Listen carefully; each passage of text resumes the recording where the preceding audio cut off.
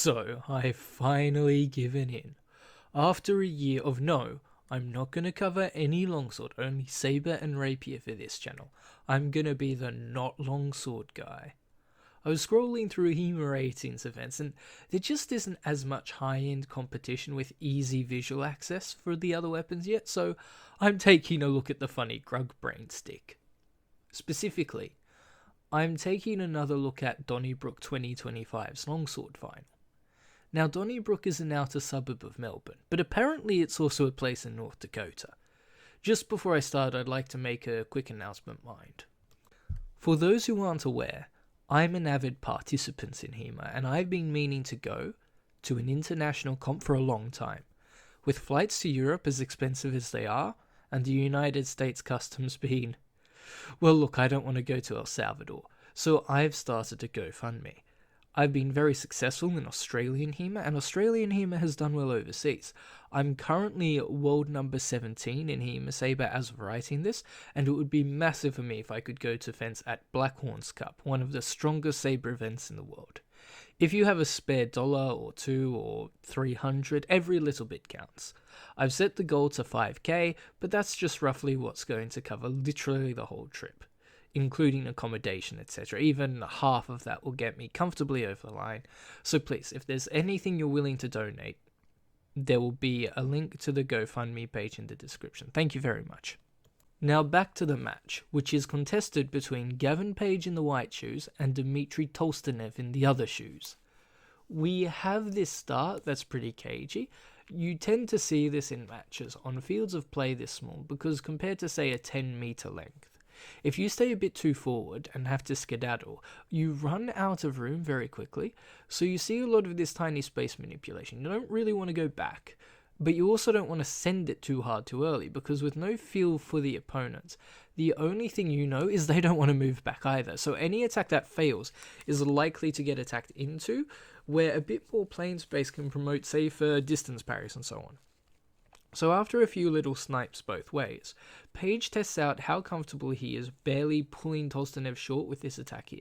He can't quite make anything from it because he's just drifting back a little too hard, but he clearly decides, okay, no, I can find something and I'm comfortable with this tactic. He steps back in to draw out the failed leg shot and sends his distance riposte. The choice to one hand this is good too, slightly shorter and it maybe gets parried. So this touch doesn't come off any interesting setup really, but the fun thing is watch how Tolstonev watches on the rising tempo of this lunge. He hasn't quite decided and he just floats the finish very, very slightly. This lets him pick the best possible target as the response of his opponent develops, which he decides to be the hands. This is a lovely little coordination to be capable of. It is vulnerable to counterattacks or even step forward parries, but Page hasn't done any of those yet, so it was a good bet to make against his slight pull shorts.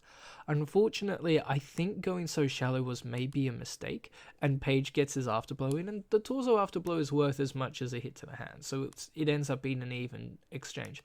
But even so, it was a sensible decision, since if you are worried about the parry or the pull short, it's likely the opponent will not be in space to hit deeper than you are.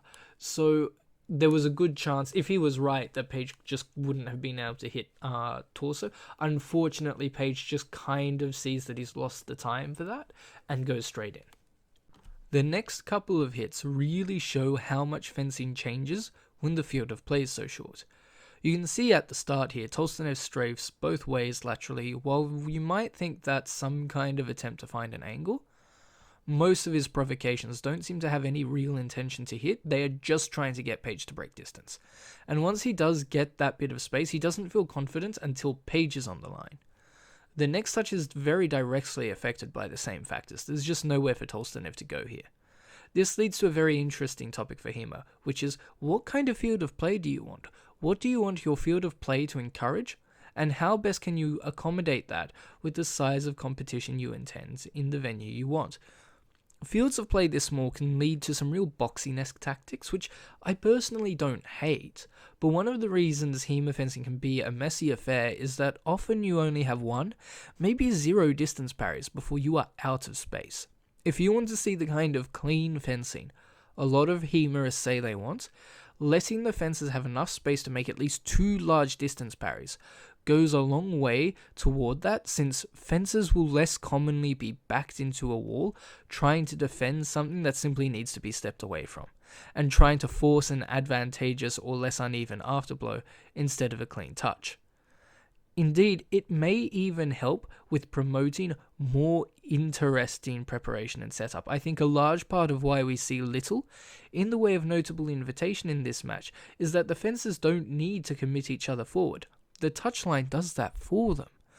I don't need to convince you to stay if you can't go anywhere, so why waste the effort? I think it's a real shame, as being able to convince your opponent to be where you want them when they can move back freely is an incredibly important fencing skill, and I think the size of this field of play robs these two talented fencers of sensible reason to use it for the most part, since they rightly choose to force each other into space by the physical constraint of the field of play, facilitated by the small size of the square instead.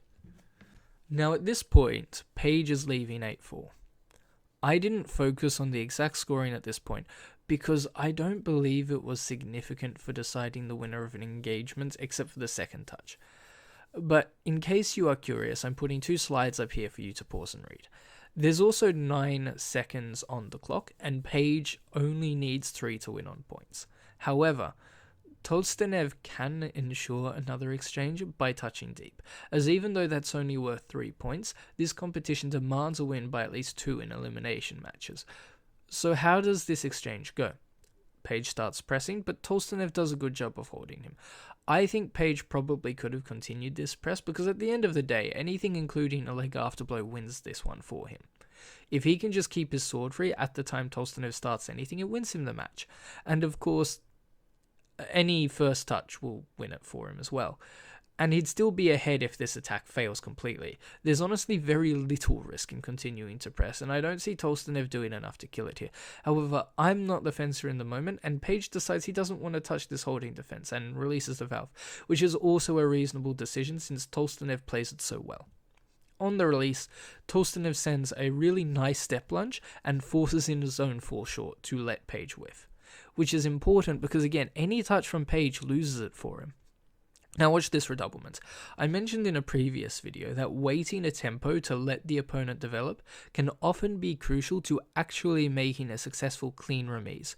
If Tolstonev goes immediately here, Paige being so wide actually gives him a lot of afterblow options, again finishing the match. Instead, by waiting for Paige's sword to come back in while staying straight, Tolstonev can make this beautiful redoublement into preparation with opposition, which I think is the nicest touch of the match, and again would have been impossible had he gone too early off the first lunge. So now we have an 8-7 lead for Paige, which in this game is not far off being tied up. This final score, I guess though, is the most team and nonsense thing I've covered on this channel so far. It's basically a ring out, and it's very funny to me. It comes from Paige looking for the pommel off both of them, trying to find some kind of highline remise, which means Tolstonev is less set than him, and Paige's pommel becomes a bit of a Damocles sword, as while the flank cut looks on, Tolstonev loses if the pommel is made before his cut is, so he doesn't try it until it's too late, and is pushed through and wrung out. This wins Paige the gold medal for funny Scottish place name that's apparently everywhere 2025. Hope you enjoyed my first longsword coverage. I will let the algorithm decide what you're going to be recommended now. Enjoy.